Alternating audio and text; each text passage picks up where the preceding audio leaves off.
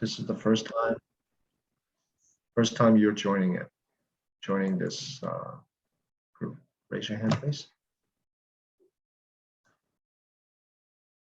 Okay, Gilberto, Ashley.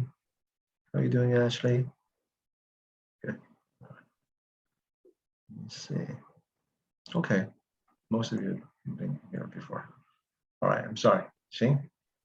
No problem. And maybe give a little bit everyone the context. I think you mentioned early, so this session is really for Q&A. For everyone to share, to discuss your difficulties and problems, an experience during meditation, how we normally run it. We send out an email. In a part of the email section, there is a question for teacher. That's how we have people finding raising questions.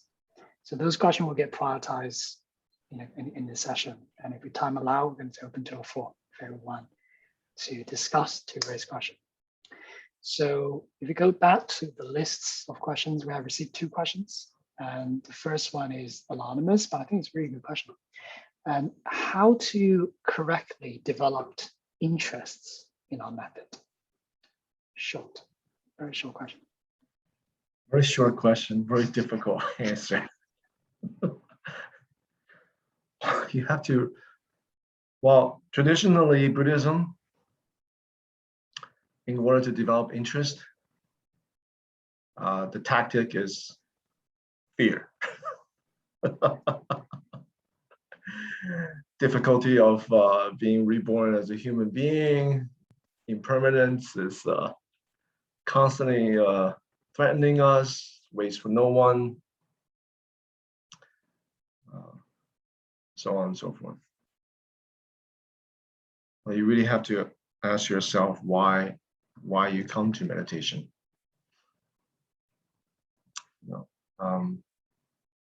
Everyone's different.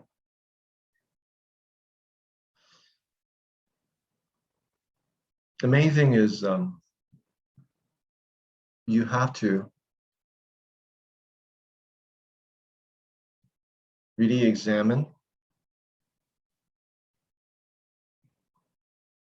what is it that brings you to meditation practice.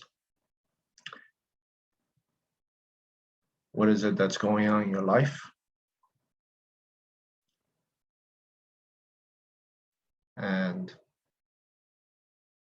the resources you have tried, and how that's working for you.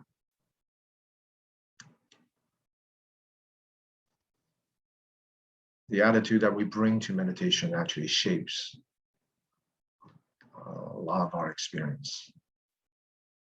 So,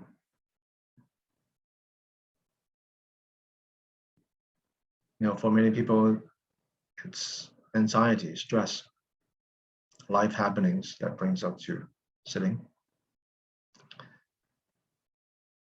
And people want to find a respite, some peace, some clarity. That's more common. So that could be a good motivation. So we come to meditation with a kind of earnestness. Earnestness, sincerity, wanting to help ourselves. So we have to make sure we have this quality. And then next is methods of practice.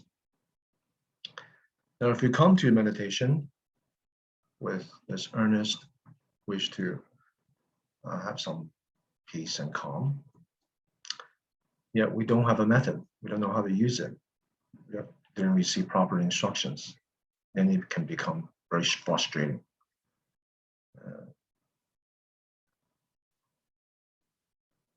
So correct method, you have to learn.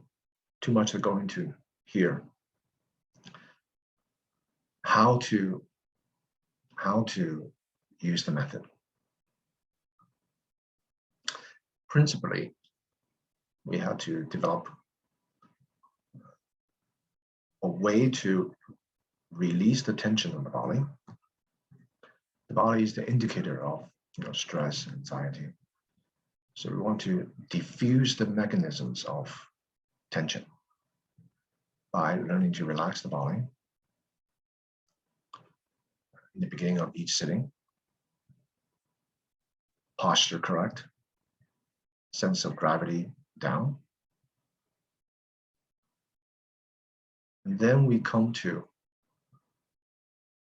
how we actually feel in that moment once the body is relaxed.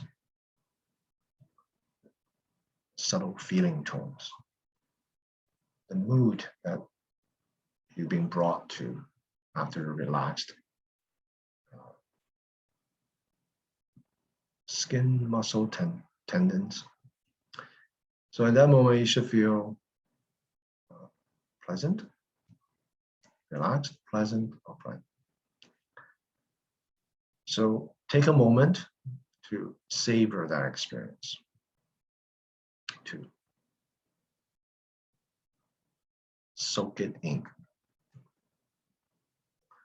That sets the framing of the sitting, what we bring to the sitting, to the practice. You can't skip steps. And then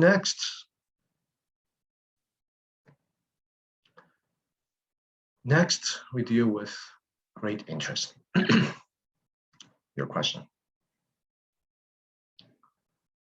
You can't have interest when you're grounded up here. When you're grounded up here, it leads to scattered thoughts. That's why we have to clarify our motivation, relax and ground the body downward, giving rise to a sense of contentment, embodied sense of being at ease. This embodied part is very important.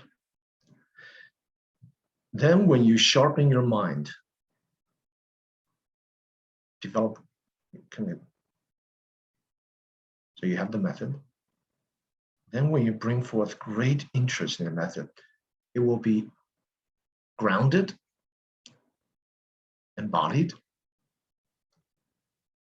and you'll be able to sustain that.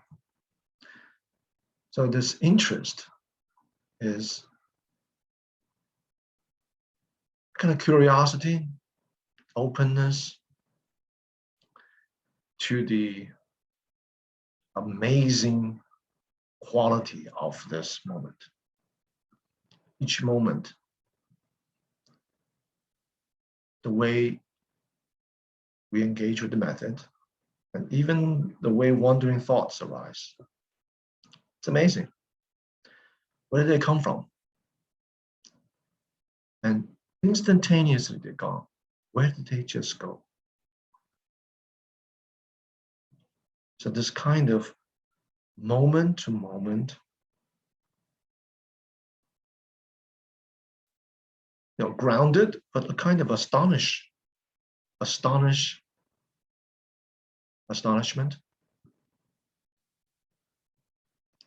that brings up and develops clarity and concentration. And that will tip the balance, make sure it's not your meditation practice, your energy is not too low because of relaxed and grounded and energy down. If you don't have this interest, this attitude that we bring to the method, that is grounded, relaxed, content, yet fascination. If you don't have that fascination part, you'll fall asleep. So you have to kind of bring to a balance. And that is the practice of the kind of entry point or principle of simultaneous practice of shamatha and vipassana. What I mean by that is shamatha, many of your Chinese is 止，止观的止，停止的止， so shamatha, calm abiding. Vipassana usually translated as insight. It's not necessarily insight, as if it's a stagnant thing. Right? I've had an insight. It's not really in the noun form. The quality of vipassana is it's kind of like in the verb form, clear seeing, clear experiencing, right? Without filtration. So if we learn to develop these two qualities, relaxed, grounded, settled, physical, psychological, emotional tension released. At the same time, great fascination to the nature of this moment, the nature of the present. Then we will enhance these two qualities of the mind. So we begin to align ourselves with not only the method of practice, but the method itself is aligned with the nature of your mind. The nature of mind, nature of awakening, has these two qualities if we were to frame it this way. What are these two qualities? Stillness, empty. Not nothingness. Empty, stillness here means the mind in its baseline quality is free from wandering thoughts. Wandering thoughts are kind of like the guest. Stillness is the host.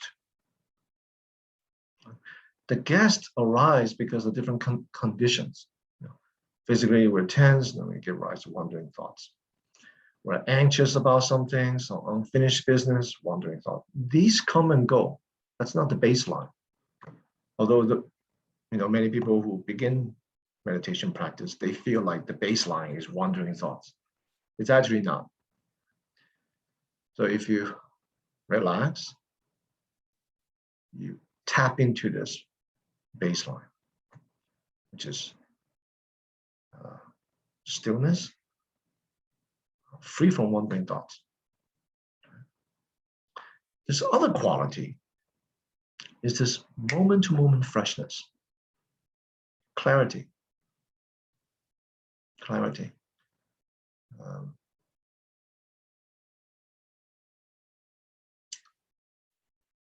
It's hard to describe. So I'll just settle with these two words, empty and clarity. So building the foundation of relaxed, grounded, tuning into the present with great fascination on the method will bring you in alignment with the method of simultaneous shamatha vipassana, 止 and 观，止观运用，止观同时。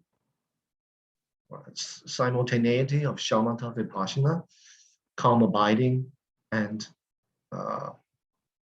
clear experiencing, which leads to the nature of mind, which has this quality of empty yet clear. So there's a causal effect,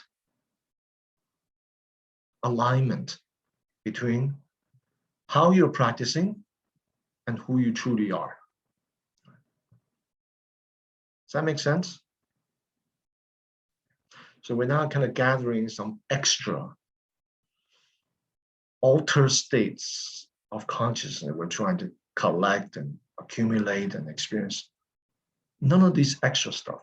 Chan is very clean, crisp, nothing really extra. Now, why is it that we cannot maintain interest? It's probably along the line of the way you're grounding the practice and your understanding of the method, which leads to lack of alignment with the nature of this moment. So something's out of balance. Too scattered, not grounding enough. So it's kind of like too much vipassana, not enough shamatha, or too much clarity. What I mean by that is mind is clear, it's kind of connecting all kinds of dots discursively. That's the function, that's one of the manifestations of the nature of mind. The ability to clearly connect, except in meditation, it's too distracting.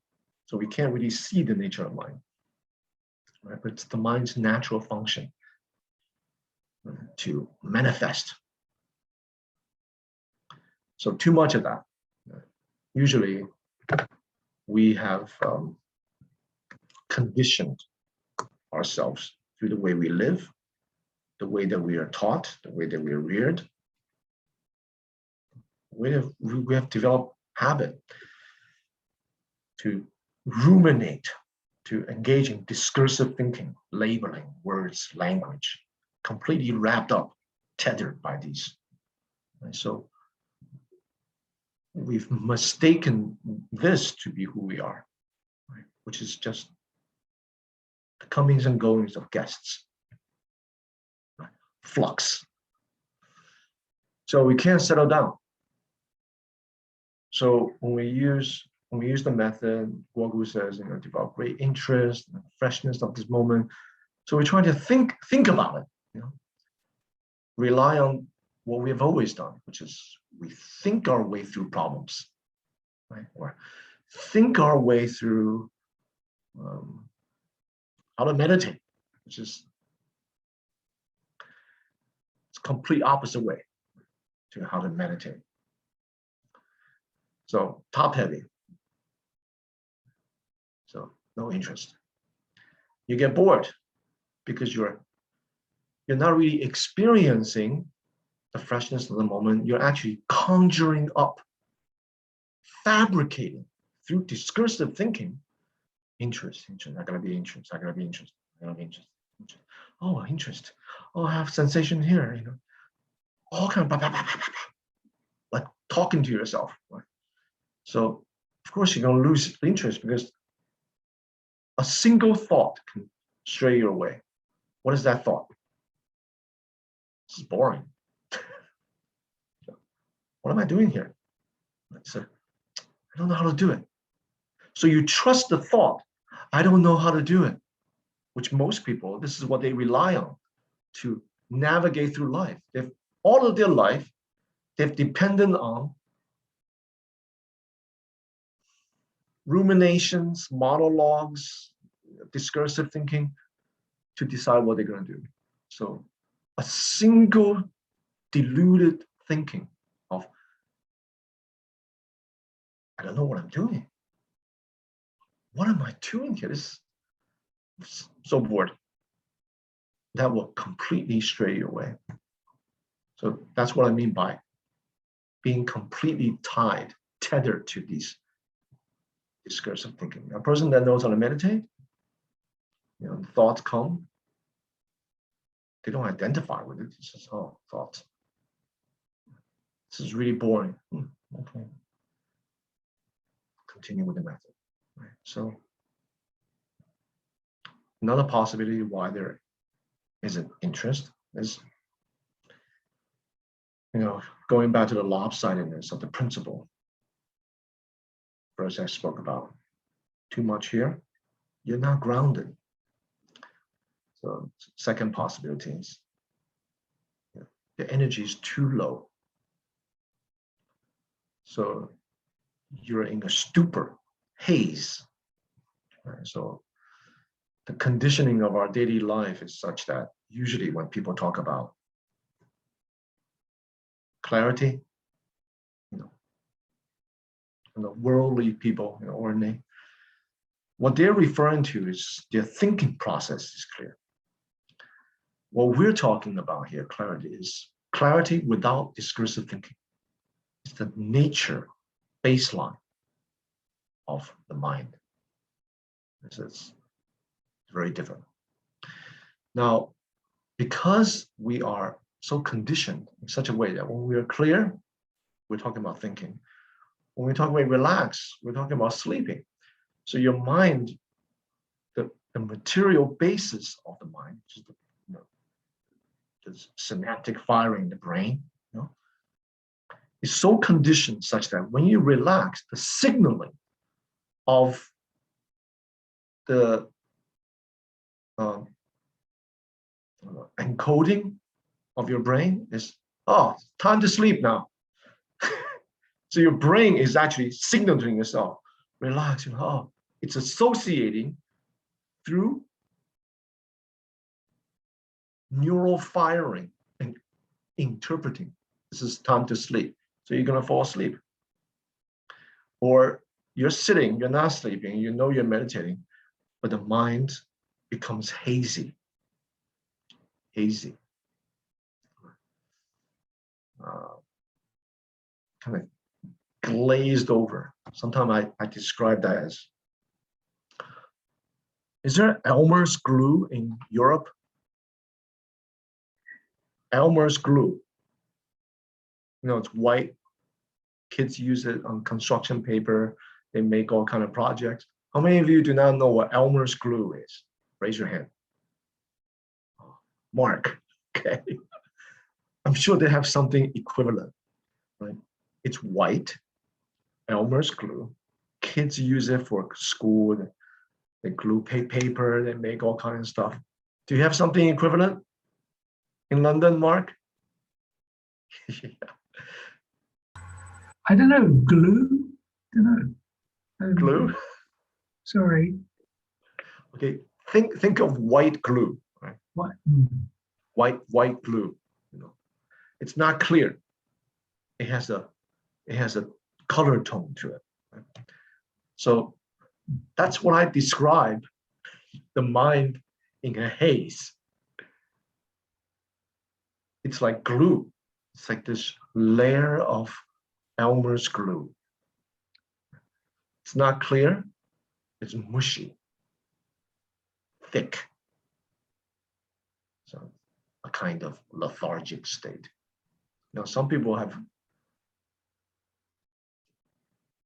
cultivated themselves such that every time they sit, they get into this state. And they think it's good. They think it's free from wandering thoughts. Actually, all kinds of undercurrent that's happening thought. The mind is stagnant. So low interest. So there's a physiological component, what I've said in summary. And there's a method. And the method must match the nature of mind, the nature of who we are, the nature of this moment, the present moment. The present moment is the nature of mind. The present moment, not discursive thinking, but the present that's in its nature.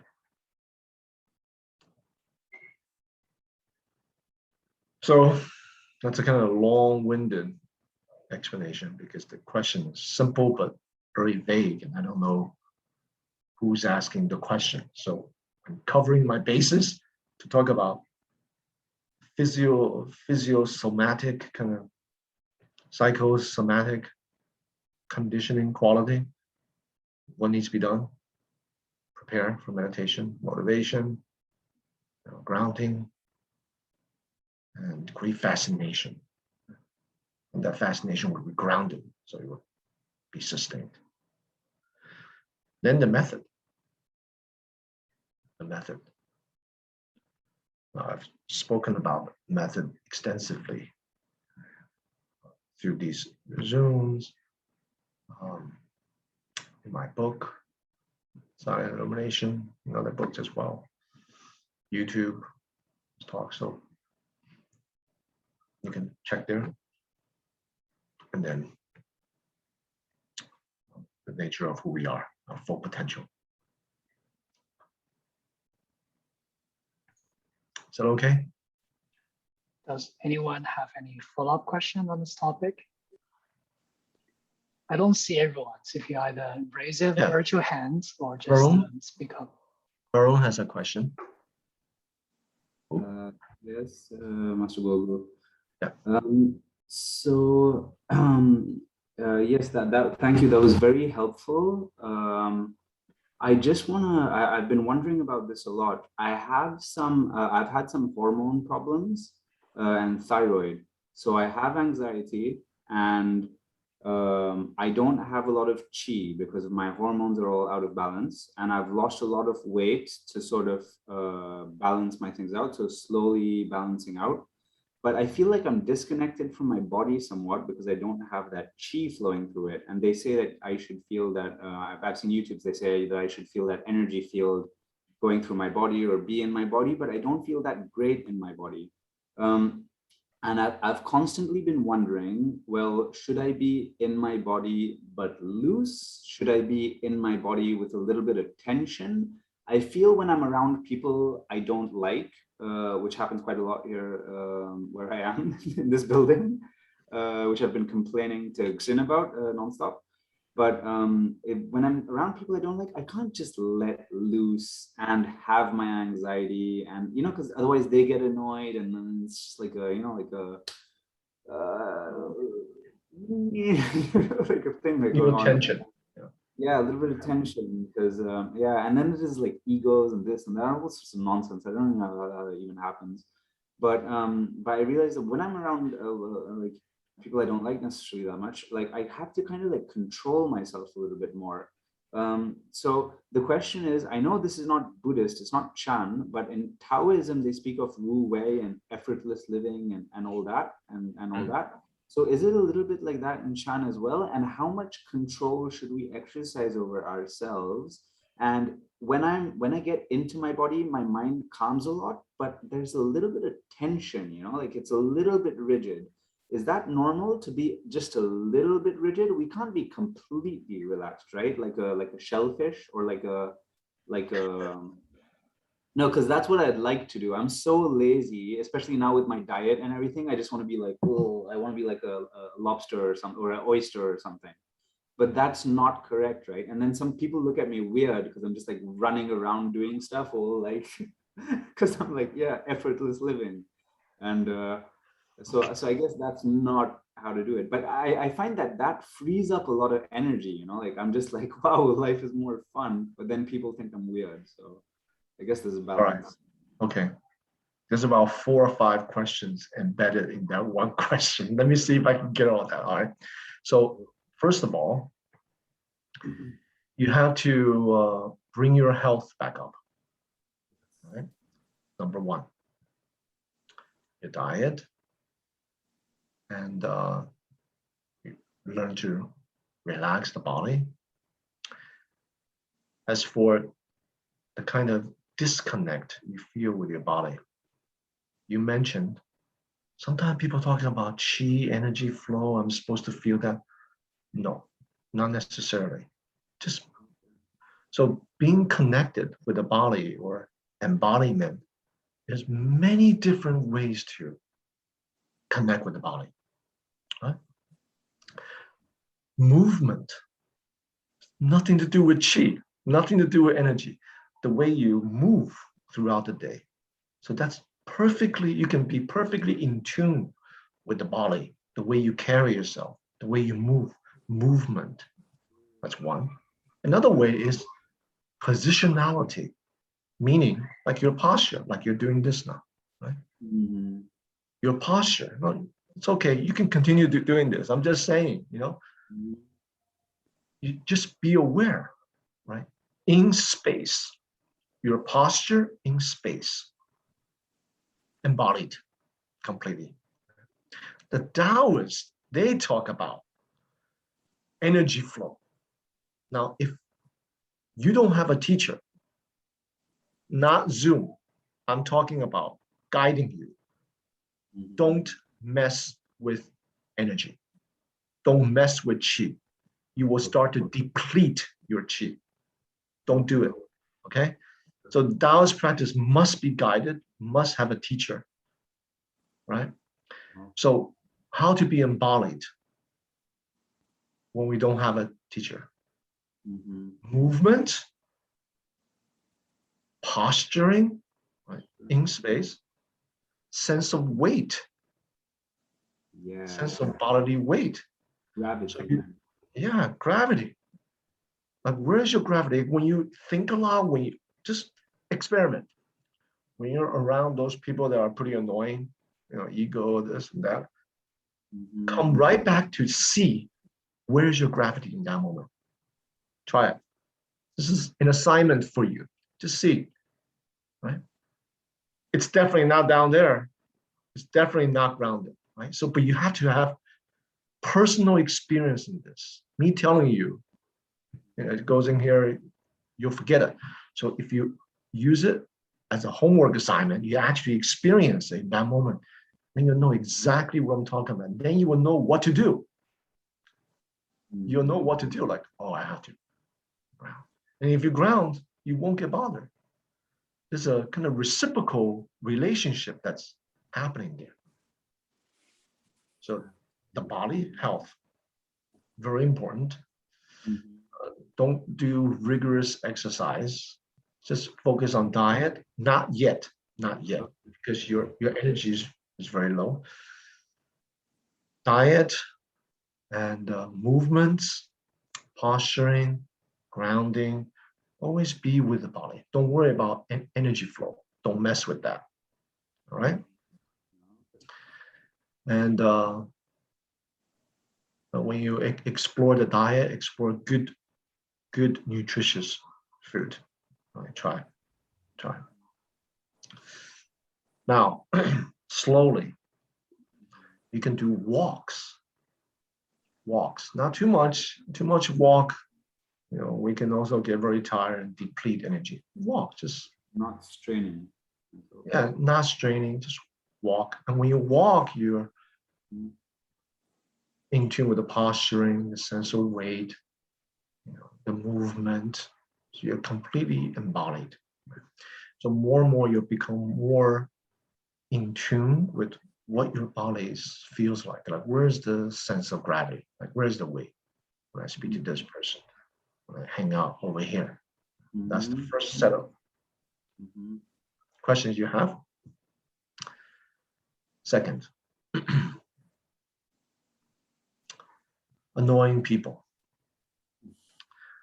When you are, there's annoying people all around. In meditation centers too. Okay. So whenever there's people, there's annoyance. Why is that? Because we carry with ourselves our own karmic baggage. To us, this person is annoying. To someone else is a saint. Yes. Yeah. So annoying people reveal our karmic baggage. Yes. Okay. So now you can perpetuate that. So the next time, next lifetime, next week, you meet the person, you're still annoyed. You can perpetuate that, or you can start to work on this. Start to work on this yourself.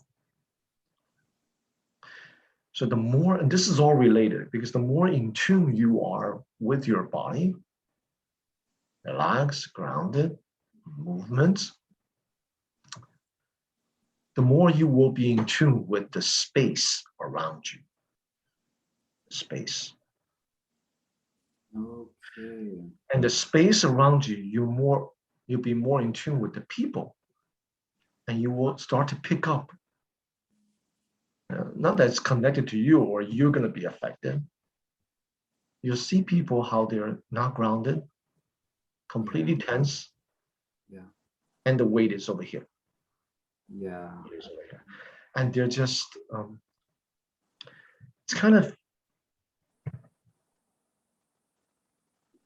don't have to feel annoyed, but you can see the extent to which they are subjected. Yeah. They don't have autonomy at all. They're subjected by vexations. They're offended by everything and fragile, like sort of very fragile. All the sensory object, grasping, rejecting.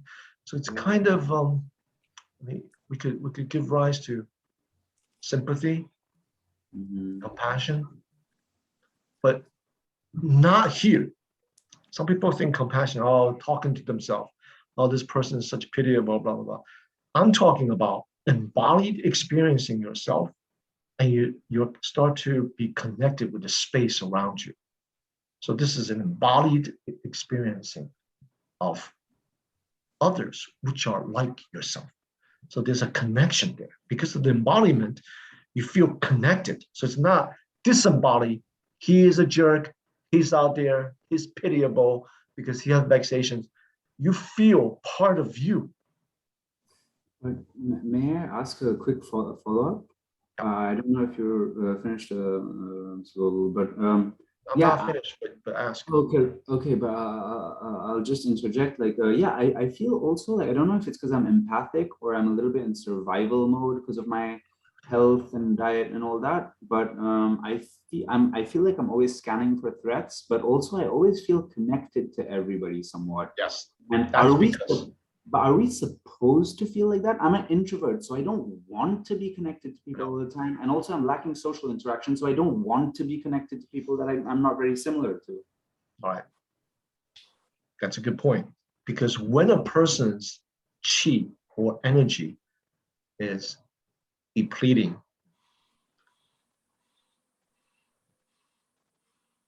I wouldn't call that connection, but I would call that they become subjected, they become influenced by the external presence of stronger chi. Yes, absolutely. Okay, so that's why the first step, get your body in health. Absolutely. Get your body in health. When your body is in health, the presence of your being will deflect some of that sensitivity to other people's negative energy. Yes. So your body, very important. Once you have that as a foundation, what I'm talking about, that connection is not being influenced. But absolutely. But you know where everyone's at in space. Yes, you're just, I'm just aware of it. Yeah. So annoying people.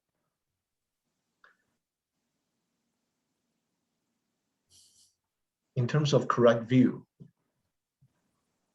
we have to change the way we normally think, which is, he's a jerk, she's annoying, I want to be away from them, they're egocentric, blah, blah, blah. The view is, these people reveal my practice, what needs to be done. So I'm thankful to them. Thankful for them to show me what I shouldn't do. If they're being egocentric, what I shouldn't do. So as long as you're grounded, you're understanding your outlook is this way, other kind of feelings, emotions will arise, such as sympathy, compassion. And then when you're grounded, you will start to see that those around you start to change instead of you being changed by everything around you. Yes. Basis is the body, your own presence, your own chi, right? So you develop that with food, with light exercise. Don't mess with energy flow. Don't pay any attention to that. Your body will naturally bring yourself in balance. It knows what to do. It knows where to flow. Right? You don't have to guide it, direct it. You don't have to do anything there. Yeah. And then you meditate too. Right? You meditate. Begin to establish a regular meditation practice. And throughout the day, you have 5 periods in which every, like 10 o'clock, 12 o'clock, or things you do. Same flight of stairs, same kitchen you go to, brush your teeth, same first bite of lunch. Whatever you do, spread out 5 things in activity. Whenever that moment comes, relax, ground, realign yourself, right? And then engage with concentration and clarity, the task at hand, whether it's walking, whether it's happen to be talking with someone, whatever you do. So that will slowly adjust and harmonize your energy, physically, mentally, emotionally. And then in those moments, if you meet annoying people, they become part of the practice. Those 5 things is what I call 1 minute chant. 1 minute. So you just do 1 minute of it. And then from that 1 minute, it will extend to other areas. It will continue to reverberate. I understand. Master Guo Gu, I see other people have questions. I don't know if I have time to ask another quick one, but I don't know, it's up to you. Can I just ask a quick one, or should we let other people? Go ahead.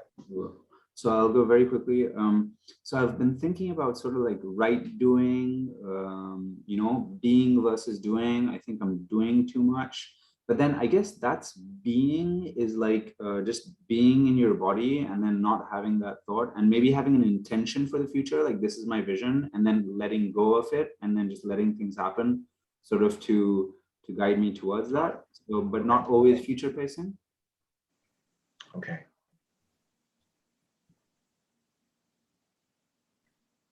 There's a video that I have called Activity and Stillness, or Stillness and Activity. So you search it up on YouTube to answer that question, okay? All right, it's a full talk.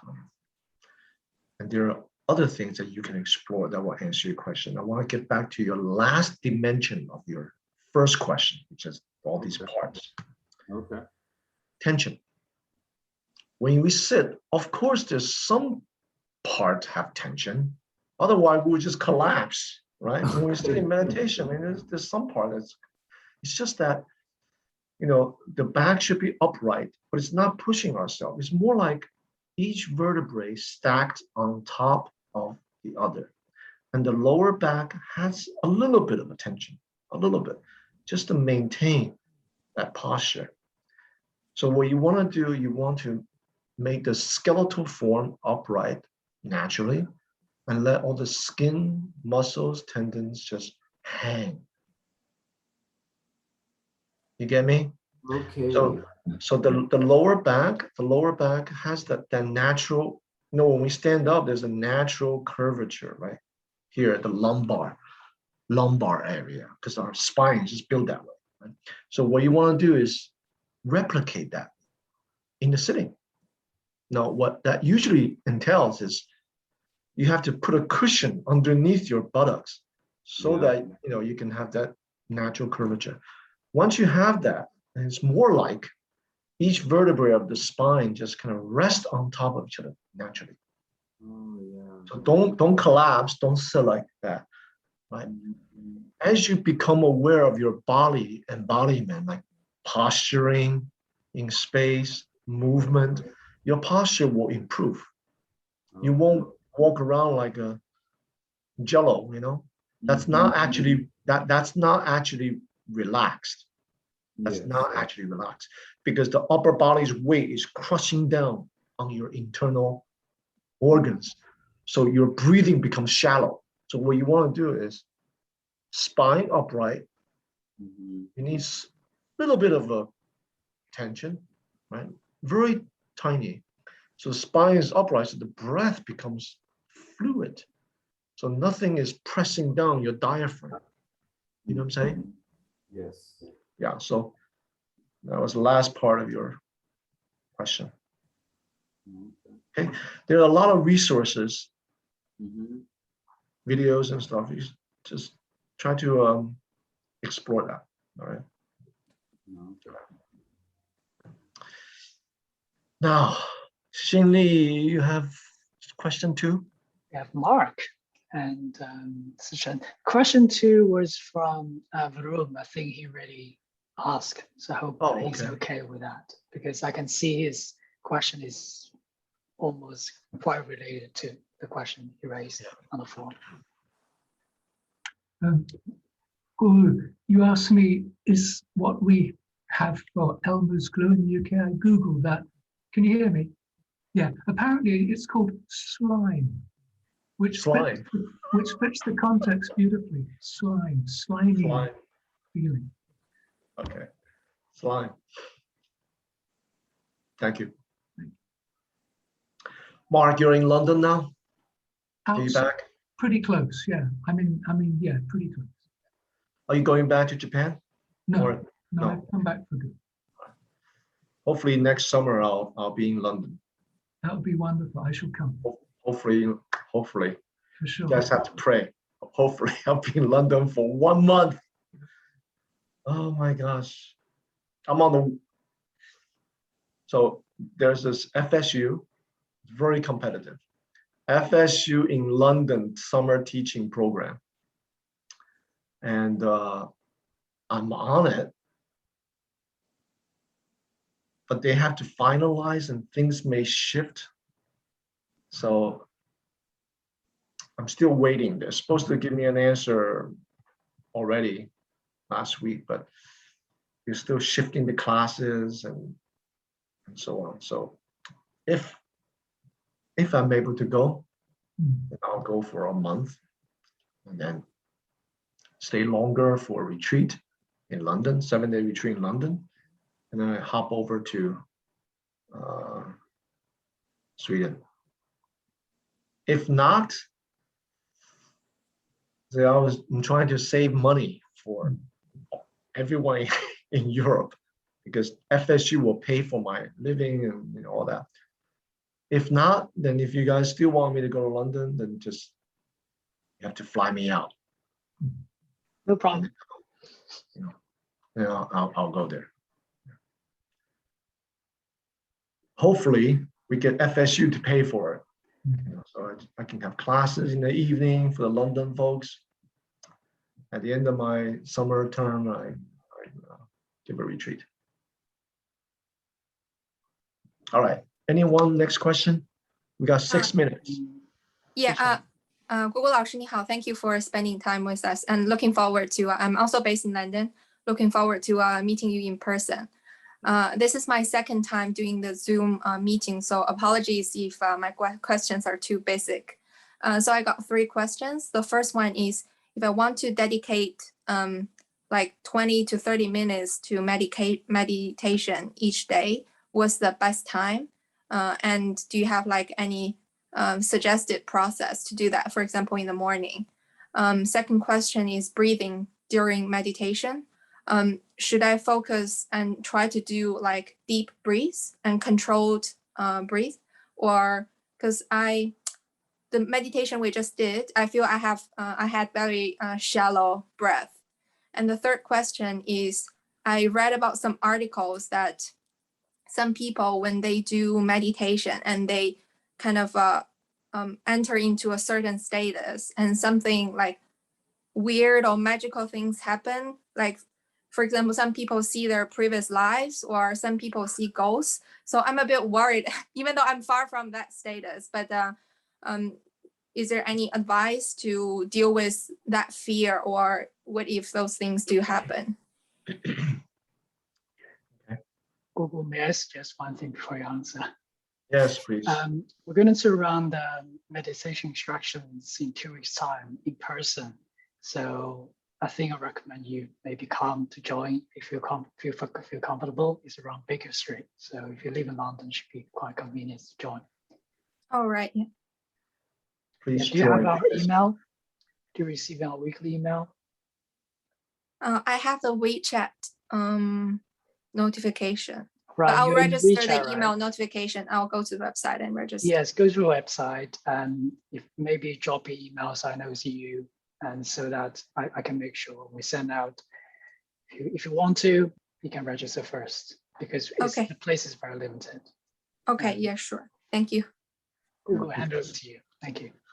Yeah, because all three of your question is actually covered in the beginner's meditation All worksheet. right. Okay. Three of the question, right? But since you're beginning, now you've only joined Zoom twice, right? So Yeah, have you today the received second time. have you received any instructions on Zoom? How to sit? No, I just follow the meditation process on Zoom. Okay. All right. So Shinny, I'm thinking, I mean, did you do a little guided relaxation So we and normally do guided relaxation, but I think for people who never meditated before, that doesn't really sufficient, right? yeah, So okay. Third question. Don't worry about it. Yeah, it's illusion. Illusion. Even if it's true, from the Chan perspective, we still call it illusion. So they just become, there's real actually no benefit. It's just, they just become objects of yet another source of attachment, So the methods with the breath, you heard what I answered before the first question. Were you here when I answered the first question today? About relaxing, Yeah, grounding. relaxing, grounded and movement. That was Varun's question. But the first question I was talking about relaxing, grounded, adjust the feeling tone, and then use the method with great interest. Remember that one? Yeah. So this is recorded, so watch it again, except you use meditation on the breath. So the present moment, the embodied experiencing, and this great interest become one. Right? So every breath, there's a freshness to it comes. It naturally dissipates. Right? It's amazing. That freshness, stay with that. And all the qualities of the breath.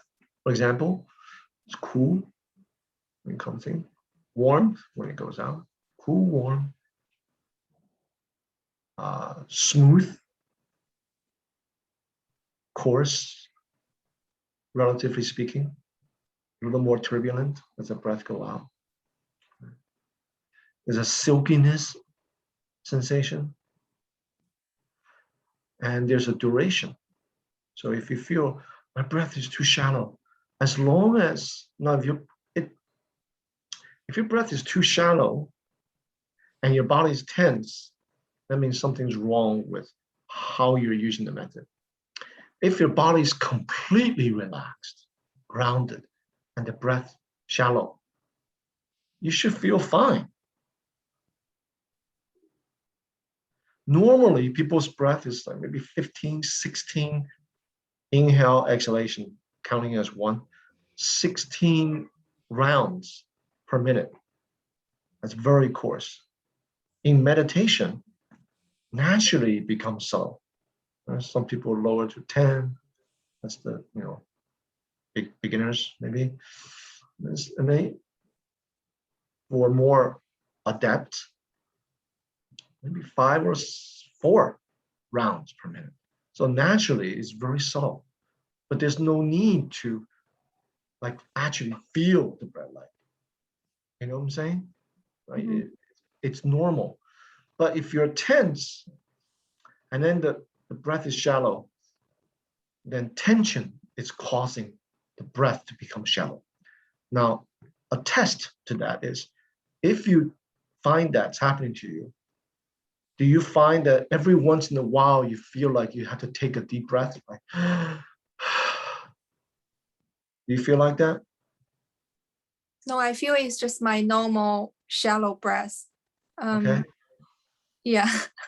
Now, if it's normal shallow breath, are you worried that it's shallow, or what's going on?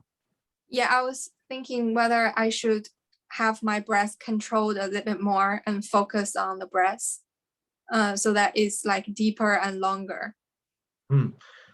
Okay, that's a confusion based on a wrong understanding of what the meditation manuals talk about deep breathing, deep breath. What they mean by long, deep breath is not actually we're exhaling long and very deep. That's wrong. That's controlled breath. What they mean by deep breath is, and long breath is, experientially, the breath is very subtle. It comes in, and it takes a long time before the next exhalation. It's not like keep on doing that. It's not like that. It's actually like, that's it. But the breath is still exhaling because the body is completely relaxed.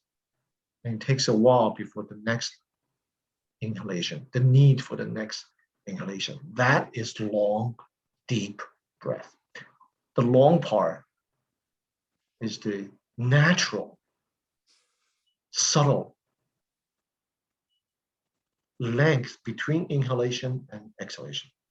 The deep part is that the breath is able to fill all the lung and the abdomen, and it's grounded. That is what's meant by deep. Okay, it's not controlled. Now, in yoga practice, there are different ways of breathing, and they have to control their breath because that's their primary method. Use the breath to reach different states.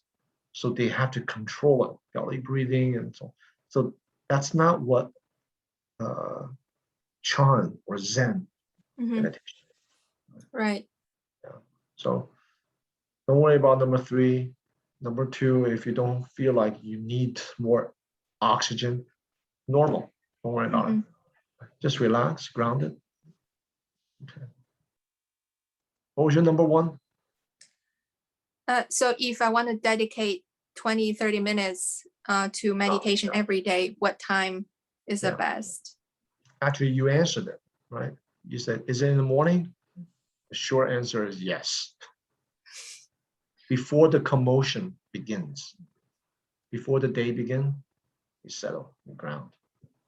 So you start the day fresh. Right? If you don't have morning, then do it in the evening. But in the evening, the problem is we worked all day, so we're tired. So take a lie on the ground, flat, hard surface, carpet, whatever, like a corpse pose. Just lie on the ground for 10, 15 minutes, no longer. Then sit. Right? And while you're lying there, just relax, systematically. Right? But otherwise, in the morning. Thank you. Yeah. Right. Thank you, Guo Gu. I think it's 4:05. Okay. Are you okay with time? I think Suja and Mark are still raising hands. Also for others, if you have other arrangement, feel free to drop a line. Thank you very much for joining us. Guo, are you okay to take some questions? I don't need to, I just want to tell Sichen that the Wednesday exercise is fully sufficient if you just join. It's a little bit different than the Saturday. I got a lot of They're reference jumping in as an this. advertisement. Yes, no, but not, yeah, you see Adrian is doing this. I see that. I got references. So if Sichen, you want to just join and follow Wednesday evening, it's a bit different program. We got the extended slow moving meditation, which is guided. We extended to 1 hour, and the relaxation is like 1 hour and 40 minutes exercise. I think you she can probably just need more join. of the instruction first. Suja. Instruction, yeah, that is the, it just, Right, let's park there- here. Suja, let's there are focus lots of on I'll just- try to attend the in-person the session first, and then yeah. just tell that for Wednesday you don't need, yeah, it's just, Yeah, you I'll can also just try follow. to join Wednesday, but I think it's 6 p.m. So I'll see. 6:30 in yeah. London time. Yeah. Right. Thank you. Google, are you okay for the quick questions? Or Okay, you one need to- question. Yeah, Mark? Google, I'm sorry, it's over time, and anyone who needs to leave, please do so. Can I just make this as brief as I can? When a kind of a little share concerning breathing as a technique. If I focus on the abdomen, my breath seems to become longer, deeper. If I focus just experimenting at the nostrils, it becomes shallower, shorter, to the point sometimes where the breath seems to stop altogether. Yeah. So this is my experience. Abdomen is longer, nostrils is shorter. What are your views on that, please? Usually I advise people to start with the abdomen. Once the breath becomes subtler, go down to the abdomen. Yeah. So sequentially, because it's more complicated here. So the method must match the state of the mind. If the mind is very scattered, you want a complicated method. So you cool, long, shallow, short, silky, coarse, all kinds of things is happening here. So it's a lot of things for the mind to kind of grasp. So start here. Once the mind develop concentration, breath stable, body relaxed, then the sensation here will subside, leaving you with only the rise and fall of the abdomen. So then you go there. What about this idea that the breath might cease or appear to cease in yoga? I think that's a fairly common phenomenon. That's normal. When the body is completely relaxed, the experience of inhalation and exhalation is not so prominent. It's almost like a tube. You have air going in and out, but it's not forced. Air in and out, in and out, in and out. It's just like a tube. The tube is completely open. The body is completely rested, relaxed. So it seems like it ceased. It's still going. You can tell that because the rise and fall of the abdomen.